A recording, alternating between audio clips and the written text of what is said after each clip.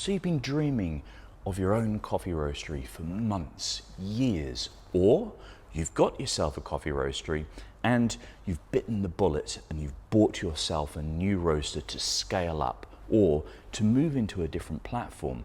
You've then received the invoice, you've paid it, the item has been shipped to you, you have gone through the arduous task of unboxing your machine, you've taken all the pictures, you've got your social media platforms ready with all of those unboxing pictures, you've even had a gentleman or lady turn up to install and commission the piece of kit. But then what? What do you do? That's what I want to explore in this video. What do you do? What should you do? What do I feel you should do in the first instance when you get your machine? It was only a couple of years ago that I had to move from this Probat onto the new Loring. It was not only a brand new machine, but it was a totally different system. This is predominantly a conduction convective roasting apparatus. This here is predominantly convective, not wholly, maybe 90–95%, but a predominantly convective system. And they operate in an entirely different way. So I was stuck in a conundrum of not really knowing exactly what to do. Could I transition profiles from the Probat onto the Loring? Where do you start? And I fell back to the mantra that I'm going to describe to you now. And that is, we need to understand our roasting apparatus. There is no point in me moving from here to here, thinking about what profiles I need to do and what end goal I want to get to without actually knowing the piece of kit. So I did two things when I started up the Loring to understand that roaster, and I'm going to convey those to you and hope that you would go through the similar process as well. So number one is figure out the power. The Loring's combustion platform is gas. This burner situated in the Cyclone and the Hot Stat is very, very different to the Probat. And I needed to understand how much energy I have available to myself.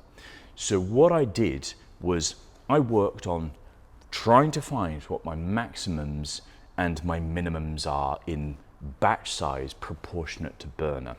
So number one, in your new roaster, get the maximum load as prescribed or described by the manufacturer, and let's roast it. So how do we do that? This is the S15 Falcon. That's the model of Loring.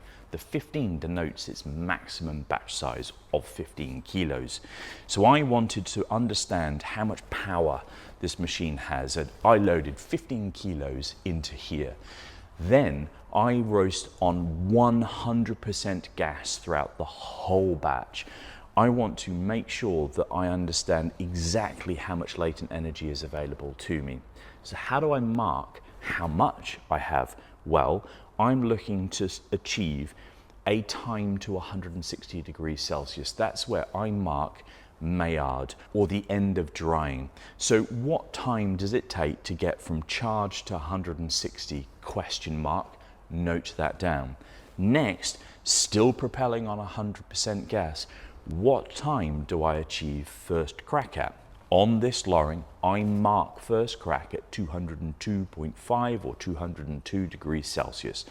That number is proportionate to your roasting apparatus, but achieving first crack in a given period of time is important. So again, what is that number? It doesn't matter what that number is at this point, we're just looking to achieve it. Then I will allow the roaster to continue rolling on, and maybe if I roast to it, at what point do I get to second crack? That point I then will mark and have a time. Again, it doesn't matter what those times are at the first batch or two. We're just trying to understand at full whack, how quickly do I get to those points? The Loring was very, very different to the Probat. I would reach those 2 points at different times. So each machine has and had different amounts of energy available to them, which will then promote different styles of roasting going forward. In an ideal world, at 100% gas, I would comfortably get to 160 Maillard in 5 minutes. I would comfortably get to first crack in 9 minutes, and I would comfortably get to second crack a couple minutes after that as well. That 11-minute profile is a very, very standard SEA prescribed roast profile, and your machine should adequately be able to achieve that.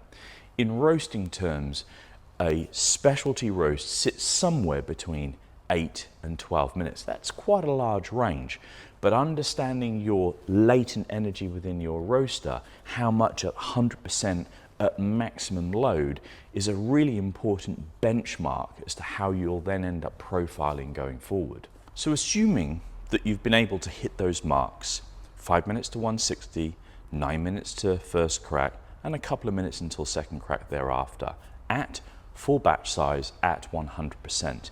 We now know the potential energy available to the roaster. Next, what I would do is explore the lower limits as well, because having that range of batch size gives you flexibility within your production day. And we'll come to production planning at a video sometime in the future. So next, you would go to the prescribed minimum batch size denoted to you by the manufacturer.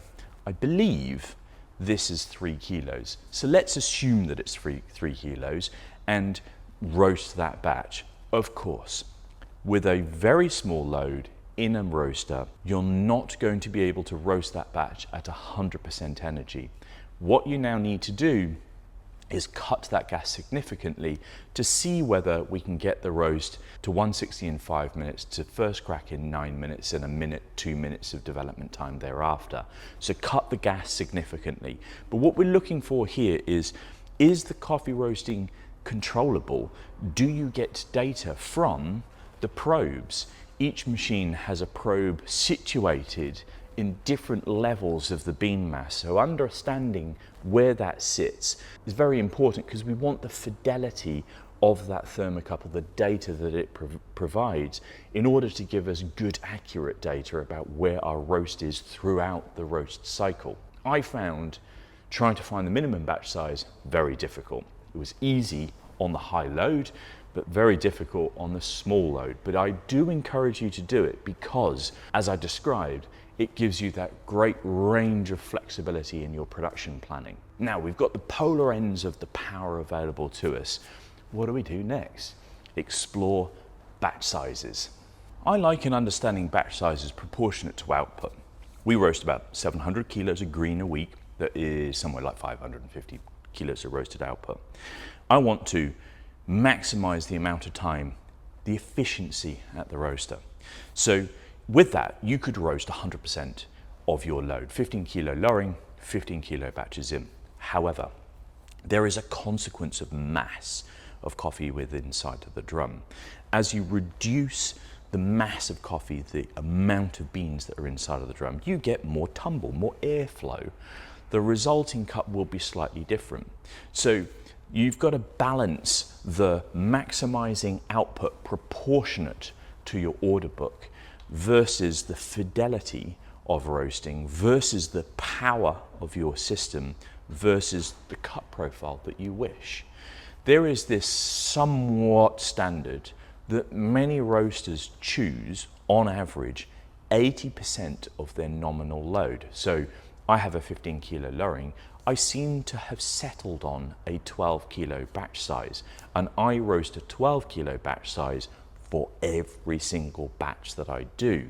Now, I have done the preamble on burner capacity, so I know what my floor is and I know what my ceiling is, but I've chosen a batch size proportionate to the output that I have, maximizing the efficiency of output against time at the machine. That was really important decision to make for my business, but it's something that might not be proportionate to your business. Understand what your order book is, select a batch size that suits it. So how do we explore batch sizes? Well, it's quite an easy one. Start with 100% and peel back in 10% increments. For example, I made it pretty easy. 15 kilo load, I then receded to 14, 13, 12, 10, etc. I measured the cut profile of the output, so does this taste better than that?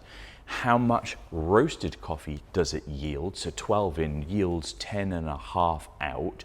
That's a nice round number. I get 41 retail bags out of that, 250 grams, and I also get 250 grams there or thereabouts to have in production cupping and keeping beside. So all of these things help to knit together an understanding of what you want inside of your roast production. Okay, in an effort to try and keep this video somewhat concise, I'll stop here and we'll conclude. Understanding maximum power your machine has and an appropriate batch size are the two most important things for your new piece of kit, whether you're a brand new roaster or you've purchased a brand new kit inside of your pre-existing roastery. If you want to know the way that I actually approach this in a step-by-step guide, drop it in the comments below and I'll try and write it up and communicate it to people.